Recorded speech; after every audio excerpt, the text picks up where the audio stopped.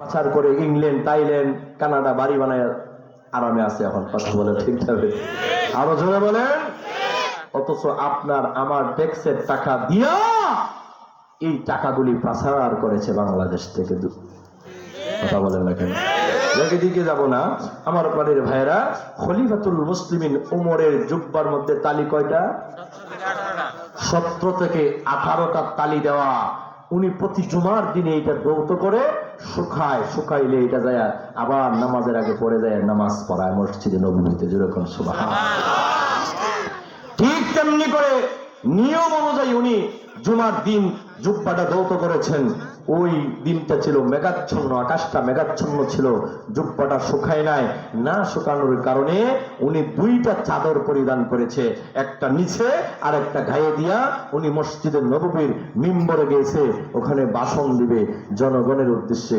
উনি যখন ইয়া আইয়ুহান নাস বলে যখন সম্বোধন করে যখন ভাষণ শুরু করেছে, খলিফা উমর এমনি আপনাদের মতো যে মাঠে আছেন এভাবে একজন সাহাবী দাঁড়ায় গেছে, উমর আপনি ভাষণ পরে দিবেন, আগে আমার প্রশ্নের উত্তর দেন। যেরকম সুবহানাল্লাহ। যেই উমরের সামনে কথা বলার সাহস নাই, যেই উমরের সামনে বাঘ ছাগল এক জায়গায় পরিমাণ করে, অথচ ওই উমরের কথার প্রতিবাদে একজন দাঁড়ায় বলতেছে, উমর আমার প্রশ্নের উত্তর দাও, যদি সঠিক উত্তর দিতে পারো তাহলে ঠিক আছে, আর না হয় যদি আমার হাতে তরবারি ফাইসালা হয়ে যাবে। চিন্তা করছে। আর আমরা আমাদের দেশের নেতাদের যদি ভুল করে, ভুল ধরলে হেরে, যেদিন ভুল ধরবো এই দেওয়ার পরের দিন হেরার খোঁজ নাই, কথা হয় না। আলোচনা কর, যেদিন ভুল ধরবেন প্রতিবাদ করবেন এর পরের দিন আপনি আর নাই, কথা বলে না। খলিফাতুল মুসলিমিন উমর রাদিয়াল্লাহু তাআলা আনহু বলতেছেন, কি বলো? আমার প্রশ্ন হলো, আমরা চাদর পাইছি একটা করে, তা আপনার গায়ে 2টা কেন? আমরা রিলিফের চাদর, ওই যে চাদর কইলাম না, চাদর মাঝে মধ্যে আসে তো, পাননি আপনারা? আমার সুযোগ নাই, এটা নারায়ণগঞ্জ যাবে, ঢাকা শহর থাকতে শেষ হয়ে যায়, ঠিক না বেটি?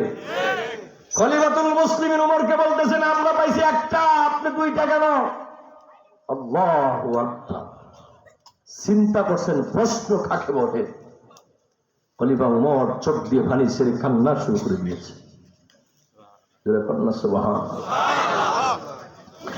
এমনি খলিফাতুল মুসলিমিন উমর ডাক দিয়ে বলতেছেন, যুবক চমৎকার তোমার প্রতিবাদ, চমৎকার তোমার এই তোমার কথা আমি সাধুবাদ জানাই, ধন্যবাদ জানাই। তবে তুমি যে প্রশ্নটা আমার করেছ, এই প্রশ্নের জবাব আমি দিব না। এই প্রশ্নের জবাব আমার ছেলে আব্দুল্লাহ ইবনে উমর দিবে। সুবহানাল্লাহ, জোরে বল। এমনি উমরের ছেলে আব্দুল্লাহ ইবনে উমরকে মিম্বরের সামনে আনা হয়েছেন। খলিফাতুল মুসলিমিন উমরের ছেলে আব্দুল্লাহ ইবনে উমর তিনিও চোখের পানি ছেড়ে দিয়ে কান্না শুরু করে দিয়েছে। উনিও ডাক দিয়ে বলে, যুবক তুমি যে প্রশ্নটা করেছো তোমার ধন্যবাদ জানাই, সাধুবাদ জানাই। কারণ হলো এমন প্রতিবাদী যুবক এই দেশের মধ্যে রয়েছে, এটা তো সাধারণ কথা নয়। জোরে কোন সুবহানাল্লাহ, আর একটু জোরে কোন সুবহানাল্লাহ। তবে তুমি শুনিয়া রাখো, আমার আব্বা যে জুব্বাটা পরিধান করে, ওই জুব্বাটার মধ্যে 17 থেকে 18টা তালি দেওয়া।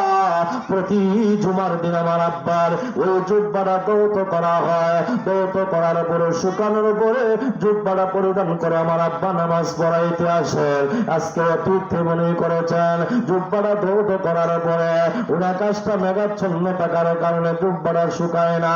না শুকানোর কারণে কেমনে উনি নামাজে আসবে, কেমনে উনি মসজিদে নববীর ভিতরে এসে জনগণের উদ্দেশ্যে খুতবা পাঠ করবে। এবার আমার আব্বা চিন্তা করেছে, চিন্তা করিয়া একটা চাদর নিচে পরিধান করেছে আর একটা চাদর উপরে পরিধান করেছে। তুমি শুনিয়া রাখো, একটা চাদর আমার আব্বা আর একটা চাদর হলো আমি আব্দুল্লাহ ইবনে উমর। আল্লাহু আকবার, জোরে বল।